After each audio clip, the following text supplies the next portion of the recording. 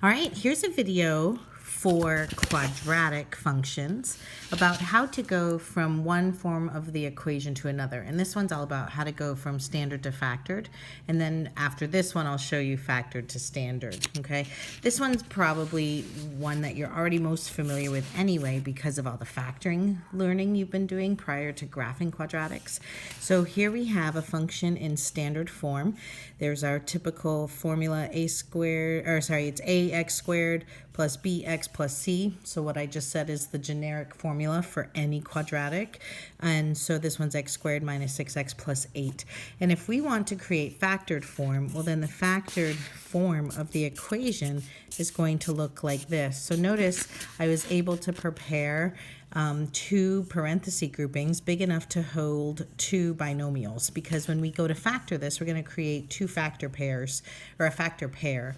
And so we ask ourselves, because this came from distribution, what two things multiply to x squared? That would be x, and they go in the first position because when we distribute, x times x is x squared.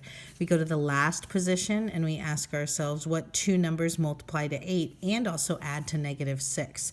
And so 4 and 2 will get us the 6 and the 8, but now we have to verify our signs.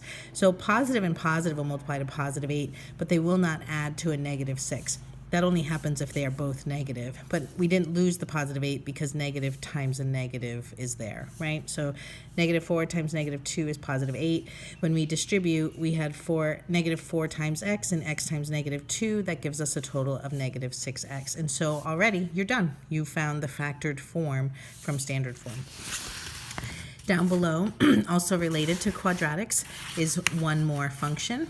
Now we're going to start with factored form, see how it kind of looks like a distribution problem, and that's because it is. So this is factored. Let's get into standard, and we do that through a distribution process. So we'll do x times x is x squared, and we will do x times 2 is a positive 2x. -5 times x is a -5x, and -5 times positive 2 is a -10. And when we combine like terms, we're going to get x squared minus 3x minus 10. And I believe I did a video with this also, but it was just in the context of finding certain information. And this is a video that is all about the same work, but now with the thinking of how to go from one form of a quadratic equation to another. I hope that was helpful.